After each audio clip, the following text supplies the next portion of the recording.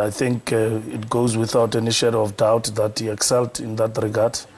And because of reservoir of goodwill that came from him, we are champions today. I don't think that the Springboks would have achieved the accolades that they have achieved if they did not have the push and the support that they got from Mutatu Madiba. And when I speak to individual players of that time, Springboks and Bafana Bafana, to them, it is something that I think they are blessed, and it will remain with them for a very, very long time. But now, Tata was a unifying force, if you like. He was like a glue. But now what we see is that the sports, there's a lot of disarray in the sports arena here in South Africa. Your cricket, your athletics. And that seems to be based on the fact that people can't get around a table and have a meeting of minds. Why haven't Madiba's lessons been learned in these various sectors? The most important thing about Madiba in sport, it is the notion of a winning nation. And South Africa has basically excelled. Our cricket team and all of that. Even when Madiba was still alive and we're still winning, boardroom politics will always be there. It is a challenge that beckons and that always with us. It moved from one federation to the other. But the most important question is that at the end of the day, those boardroom politics must not affect our winning as a nation.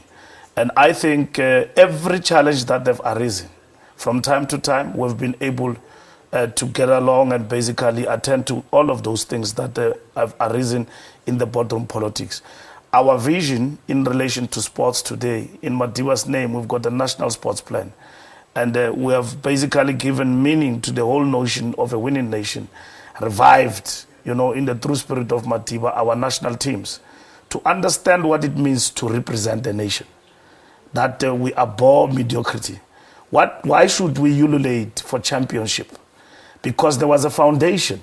And our athletes today, they salute, they toil, they do everything because they know that there are others who came before them who excelled as a result of the Madiba magic. And that will remain with them for generations to come. Chat performs but knows that there were others before him who had an important role that they actually played because they were imbued by the spirit of the Madiba magic. And that goes on and on. So it's a relay. And to honor Madiba, it means that we've got to live up to the expectation of South Africa, a winning nation. And today, if you had any doubt about South Africa and everything else, look at us now. How many people are here? The world is looking at us. You must then, as an athlete and as an individual, become an extraordinary performer because you now understand practically what it means to be a South African. But with respect, Minister, in those sports which are not so well funded, which are not so popular, where people can excel, I mean, it's all very well and good to say that there's the Madiba magic, but when you bake a cake, you need several ingredients. One, you need the Madiba magic, but you need all the other things like access to funding, access to training, and so on and so forth. How far are we in actually pushing those issues? No, those issues we're addressing them on a daily basis in relation to our model of funding in South Africa. And that is one of the challenges that beckons. But funding on its own does not define the character of a winning nation. And that is the most important thing. And those are the challenges that we address them on a daily basis. And if you have time, one time I can spend 2 hours with you to explain what we are doing, which we do on a daily basis.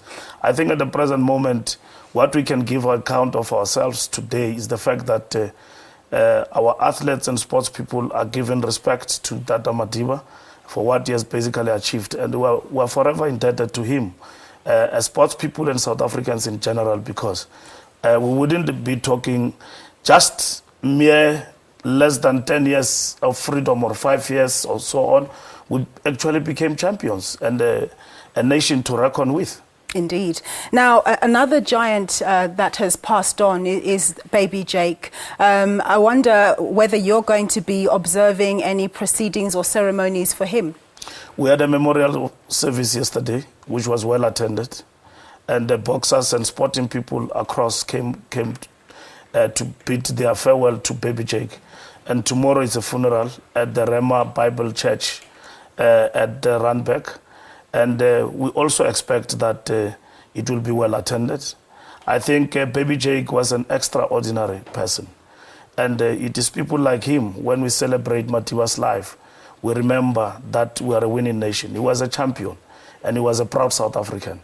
And when we talk about champions, people who are selfless, who are prepared to share their limelight with others, we talk about Jake. I mean, he gave his life, and he was a great fan, supporter of Utata. And Madiba, at one occasion, went to look at Baby Jake fight. And when Baby Jake finished fighting, he gave his belt to Utata as a show of respect to a man of integrity, like Utata Nelson Mandela. And we're very proud about Baby Jake. And he passes on when his hero also passes on. When I spoke to Osma Pule, his wife, he said he gave Jake the newspaper and told hum that Utata Madiba has passed away. And Jake's response to her was that, good people are passing on, but Madiba have done his part, and we salute him.